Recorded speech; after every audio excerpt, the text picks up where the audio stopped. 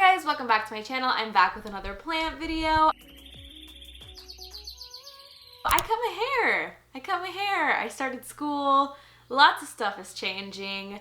I just wanted to sit down and repot some plants with y'all. I haven't done one of these in a long time. I feel like I start every repot with me with that same exact sentence because I don't know. I feel like repot with me's are kind of like a chill, relaxed video. I kind of do it when I'm being lazy because I have things to do and things to repot, but at the same time I want to film something. But today we are repotting a few Hoyas and one Syngonium. I'm actually repotting this little baby Syngonium that I don't think that this is going to focus. The camera is like super far away.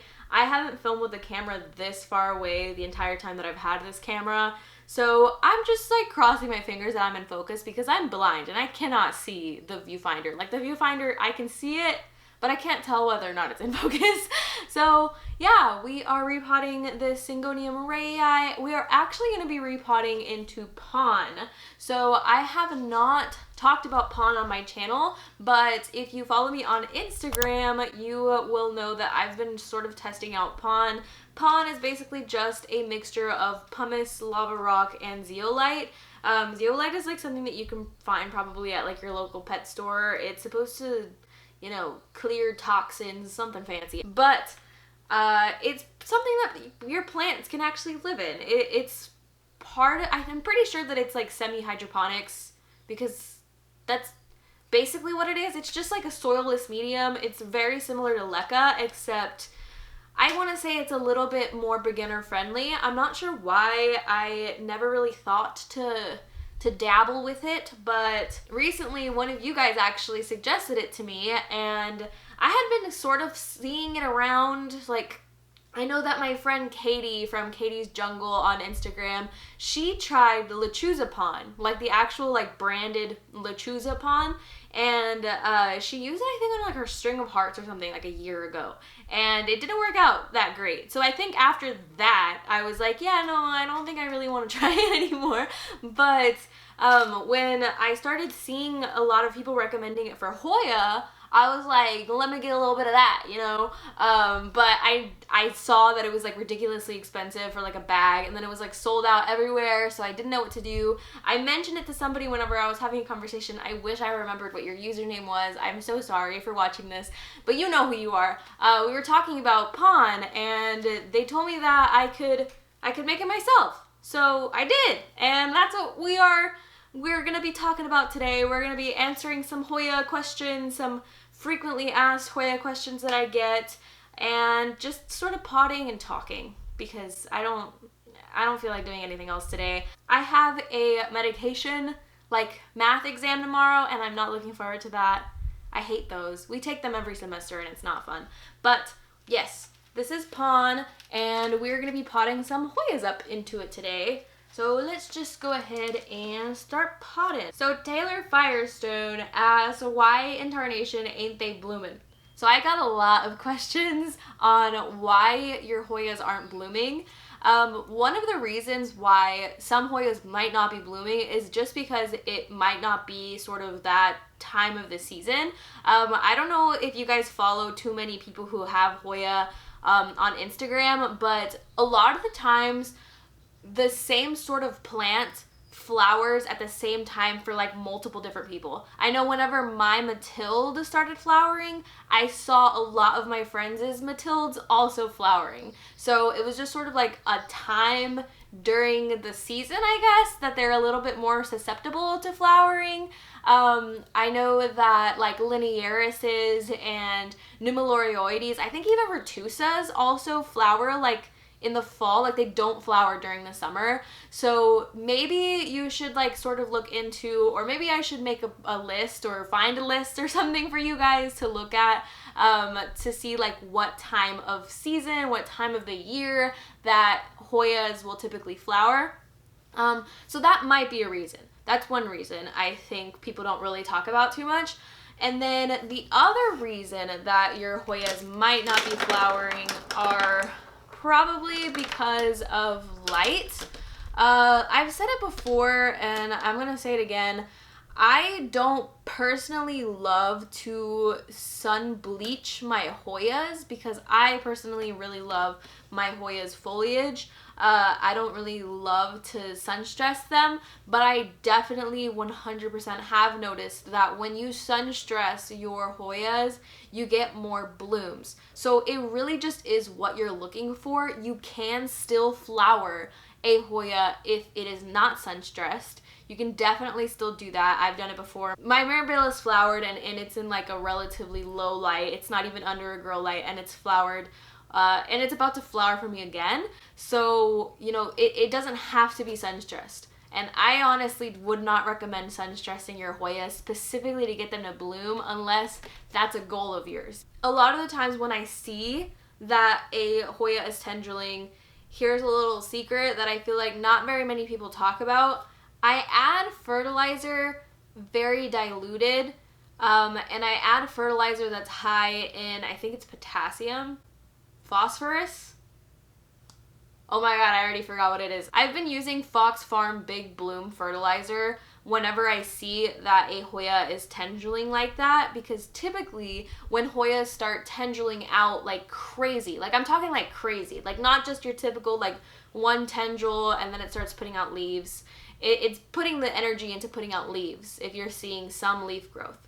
But if you're not seeing any leaf growth, the leaves are also not falling off, but they're not growing and the tendrils just kind of staying stagnant. That's one of the times where I like adding the phosphorus or potassium, whatever the P word is.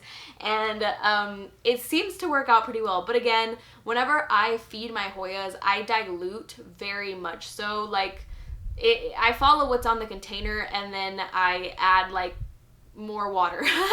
I don't have an exact measurement and I feel like that might not be the smartest thing. Again, I'm an amateur. I don't have that much experience.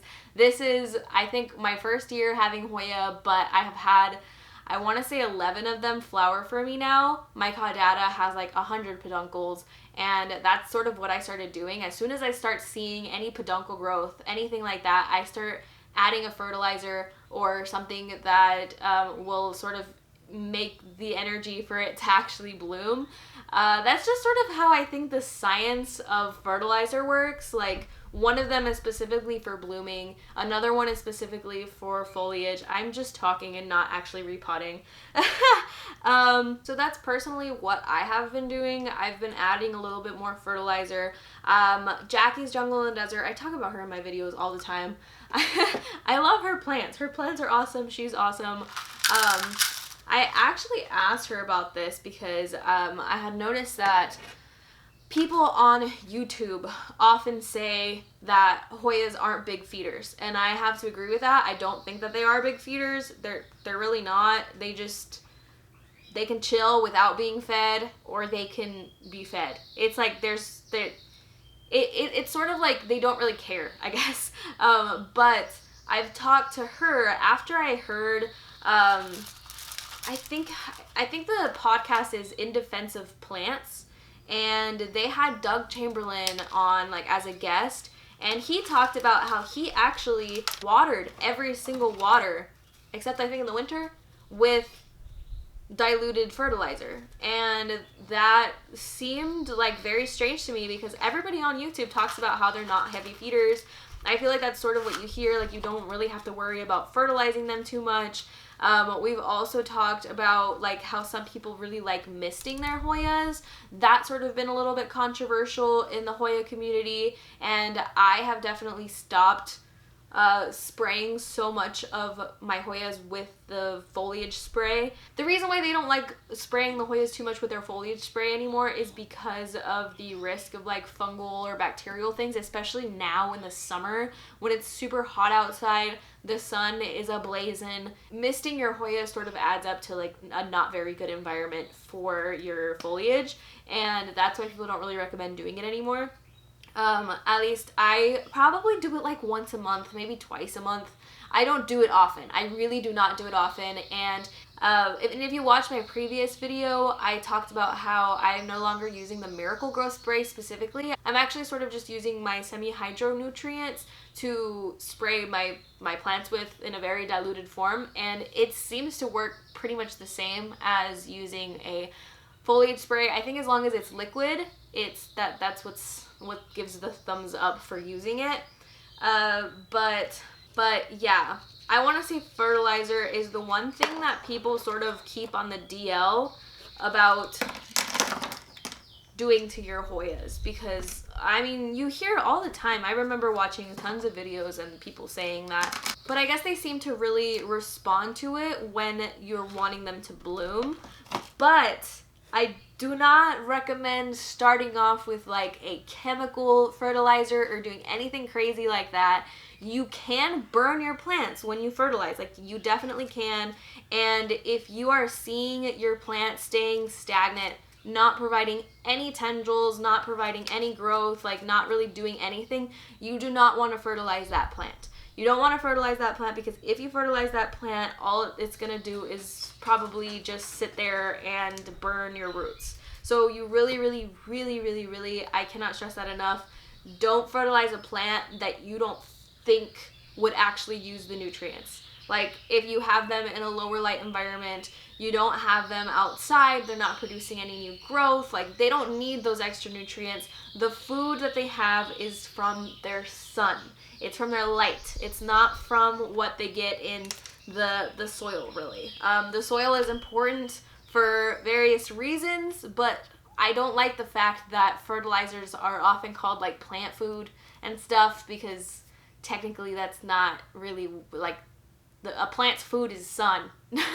It's photosynthesis and whatnot. But yeah, I just find that even like when talking about like vegetables and like other sorts of plants, whenever people talk about fertilizer, it's pretty much the same. I think nitrogen is for foliage, and if you're increasing nitrogen, you will likely get more foliage. If you're a beginner and you haven't seen very much going on with your Hoyas and you still haven't quite gotten the hang of it, I don't think that you should be adding fertilizer to your plants, if I'm being honest, especially now, because it is sort of like the end of growing season, like we're getting into fall.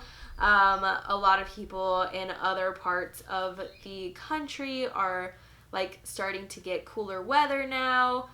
It's not really like a great time to be adding fertilizer, if I'm being honest. But if you are going to start off with it, I would definitely recommend trying an organic one. I like the Fox Farm one. Like I said, my macrophylla is actually blooming right now, which is funny because I wanted to bring it in here because I wanted you guys to see, but I could not for the life of me position my camera in a way that you could see it, so it's up there. I'll put a picture.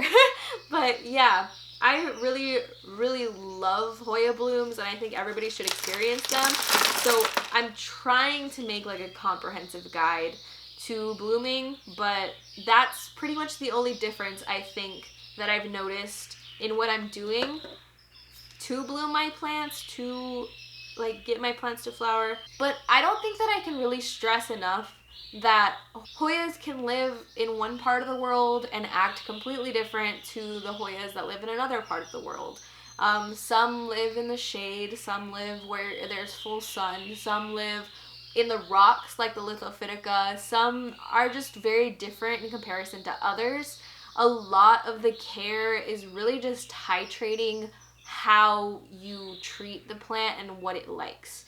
I also want to mention that not necessarily where it comes from originally is something that you have to keep in mind, but also where you get it from. Like if you're getting it from a nursery and it's lived in that nursery for like weeks to months and you were just happen to be the one to pick it up, you want to maybe acclimate your plant to that first before trying to get into putting it in the shade or something.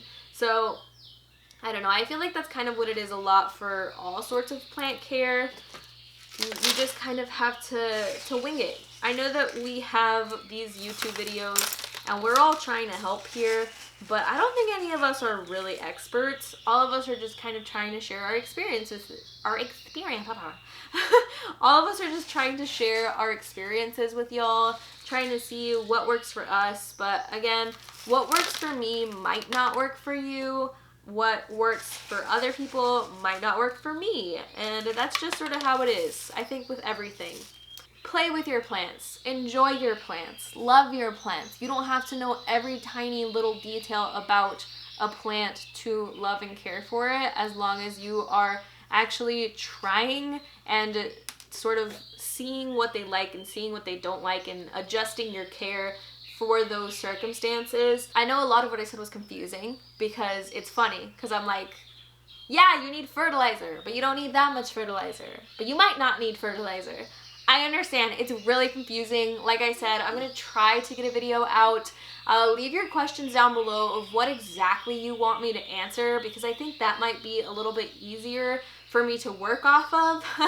I'm trying though, I promise I'm trying. Once things settle down in school, I'm gonna try to make that video for y'all, because there's also other things about flowers that I want to talk about. I know on my Instagram I made a sort of chart talking about like what a peduncle is, like what a bloom is, what a sepal is, what a calyx is, different things like that, like what an umbel is. Like all of these sort of words get thrown around a lot in YouTube videos, and sometimes it can get a little confusing. I wanted to talk about that too.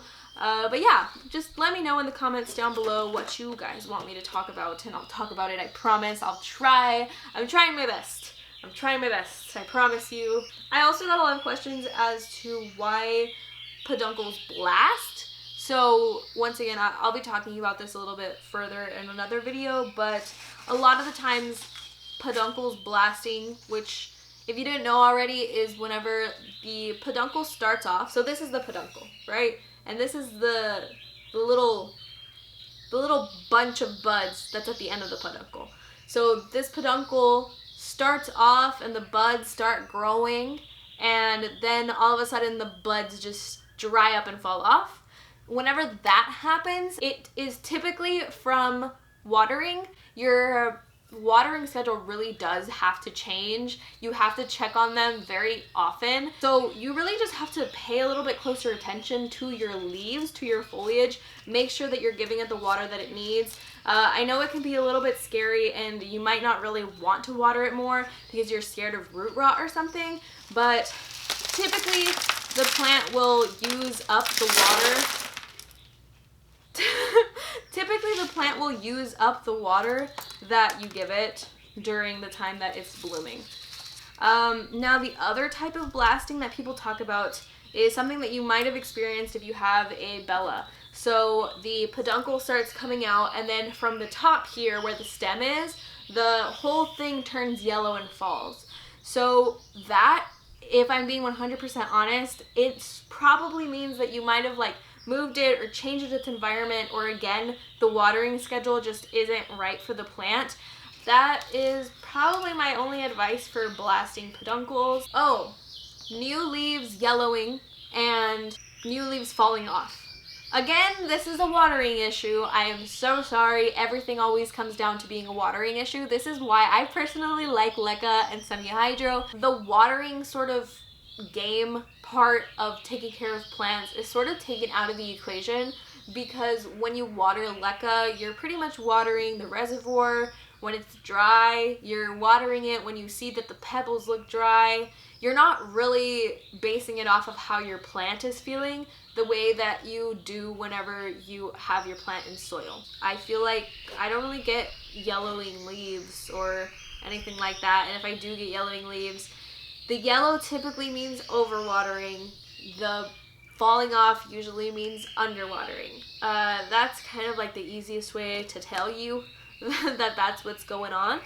But yeah, I definitely did not answer all of the questions that I had to answer, but I just finished repotting all of my plants. I hope you guys enjoyed today's video. I hope I didn't babble on too much. I'm so sorry if I didn't answer your question. I will try to continue making videos like this during my repot with me's, just like answering frequently asked questions. But yeah, I hope you guys enjoyed the video. If you did, go ahead and hit the like button down below. And if you like me or you like plant videos, go ahead and subscribe if you want to. But that's going to be it for today's video, and I hope to see you guys in the next one. Bye!